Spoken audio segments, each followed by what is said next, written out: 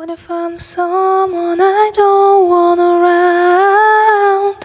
I'm falling again, I'm falling. Hello guys, hope you're all doing well. Welcome back to my new YouTube video. As you can see by the title, today we'll be talking about Harry Styles' newest album, Kiss All the Time, Disco Occasionally, or more specifically my first impressions upon listening to it. Literally, I was there for the premiere and I blame the insomnia. Now that some days have passed, I feel a need to sit down and write down my thoughts on it. Someone has to hear it, and hopefully you guys will enjoy listening to them. But before that, I'm going to quickly introduce myself. I'm Mara and I make videos about everything and anything pop culture related. If that sounds good to you, please keep on watching. Having said all of that, let's get into the video. Harry Styles probably doesn't need no introduction, but I'll do one anyway. Harry Styles, or more specifically Harry Edward Styles, was born on January 1st, 1994. He's best known for being a part of an extremely successful group that also needs no introduction, One Direction.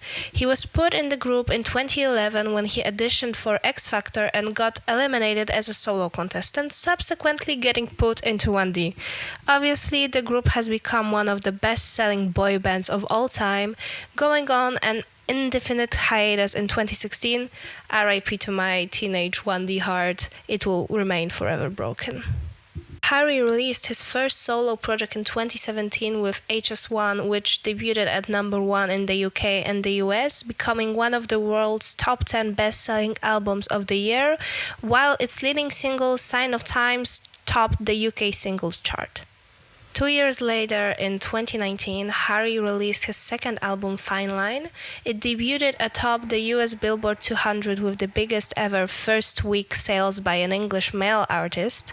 Its fourth single, Watermelon Sugar, topped the US Billboard Hot 100. And finally, in 2022, his highly acclaimed third album, Harry's House, broke several records and received the Grammy Award for Album of the Year.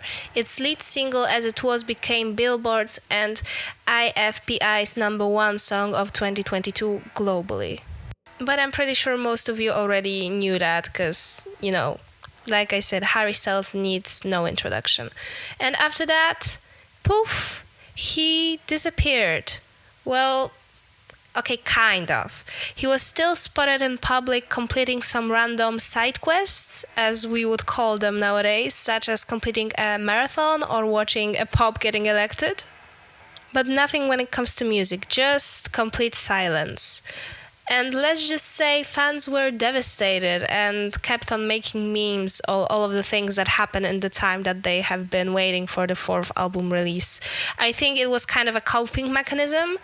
I share the sentiment. I was also waiting for the fourth album with huge anticipation, and I have to admit some of the memes were truly funny and did help to kind of make light of the whole situation, although it's truly not that serious. But I know the feeling of waiting for one of your favorite artists to drop. I already went through that with Jade.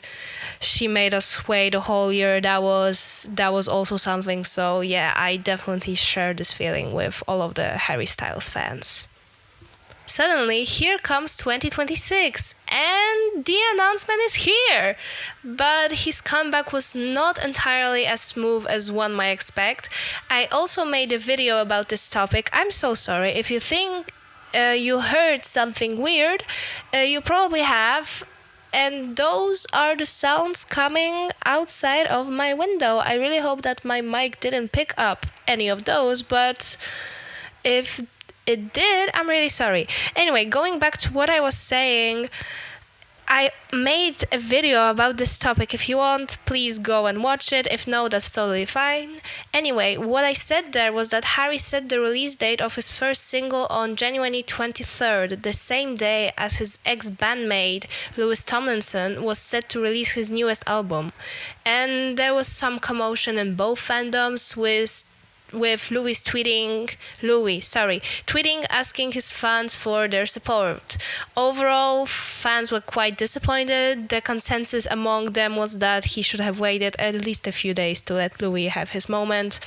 And, it really was quite a big stir since, ex bandmates, they have fan base that are very much, interconnected with each other, since it's pretty probable that most of their fans were once One Direction fans. So that was a whole thing on its own.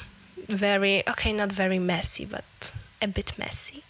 And I will once again refer to my previous video. That's quite a parasocial take, and I have mixed feelings towards this whole situation. On one hand, yes, Harry could have waited. On the other, they are no longer in the band together. I'm not sure whether or not they talk personally, because, I don't know them. You don't know them, most likely. And since they are no longer in the band together, he doesn't owe him anything, really. Because let's face it, the music industry is still a business, with profit basically being the main thing that matters. And let's say that was only the start of in my last video I called it a controversy, so the whole controversial situation, let's call it this time. After the smoke has kind of blown over and the first single was out and Louis' album was also out, there came another thing, the tour announcement and its ticket prices, which were ridiculously high. Again, made a whole video about it. But basically, Harry is unfortunately one of the artists who has given into the capitalistic ways of music industry. He's not the first, and probably won't be the last one either. After the fan outrage listening show, I would call it that, with cheaper tickets was announced, and it kind of appeased the fans. So I think that was kind of a way to try, like I said, appease the fans, because if you saw the prices, you understand the kind of outrage from the public. It was ridiculous. $700 for a pit ticket is unreal. And I don't think that should be the standard, but unfortunately I am not a prominent figure in the music industry, so I do not dictate the prices of concert tickets. Maybe someday. But I would need to figure out what kind of job I would do that would make me set the ticket prices, but that's a future me problem, and this is not the topic of this video, so I will quickly go back to that because I tend to focus on the wrong things and get sidetracked quite easily, so sorry for that. Okay, but we are past all of that. The tour announcement came and went. The prices, some people bought it, some people were mad about it. Okay, that's behind us. Finally, the album comes out. And that was 6th of March. Before that, on January 23rd, Aperture got released and debuted at number 1 on the UK singles chart and the US Billboard Hot 100, becoming Styles' 3rd number 1 single in both the UK and the US. It also topped the Irish chart, Italian Airplay chart, and reached the top 10 in Australia, Germany, Iceland, and the Netherlands, New Zealand, Norway, and Sweden.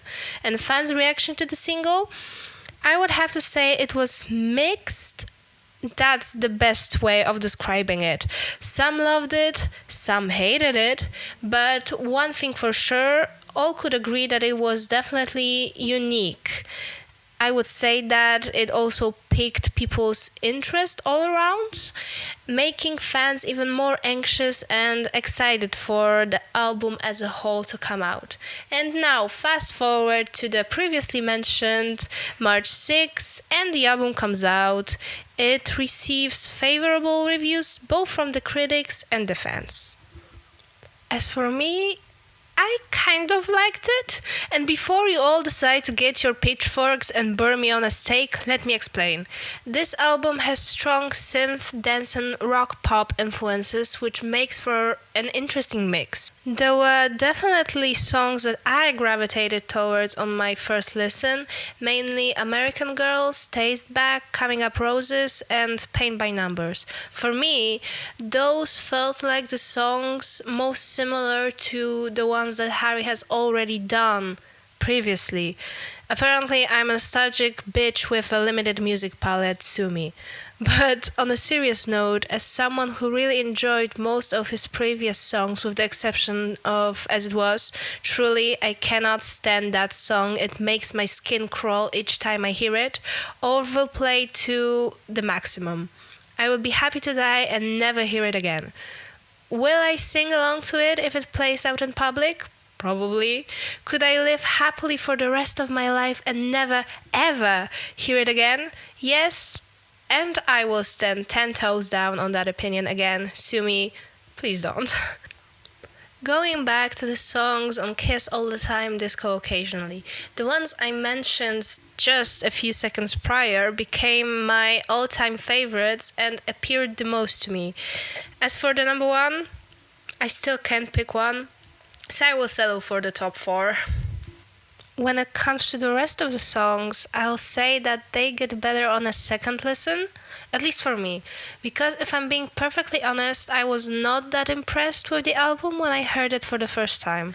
I think what kind of struck me and might have contributed to my initial dislike, and again, dislike is a strong word, but I'm being honest, I did not like this album in the beginning, so I will go with that word, were the synth elements, which is quite weird, especially when I sat down with this thought. I mean, Jade's album is one of my all-time favorites, and you can't exactly say that it's anywhere near the traditional pop genre. Let's have Ready Steady Go as an example. Upon the first listen, not the biggest fan, liked the chorus and the lyrics, but the sync parts took me out of it. Which is ridiculous if I say so myself, it's literally what makes the song what it is.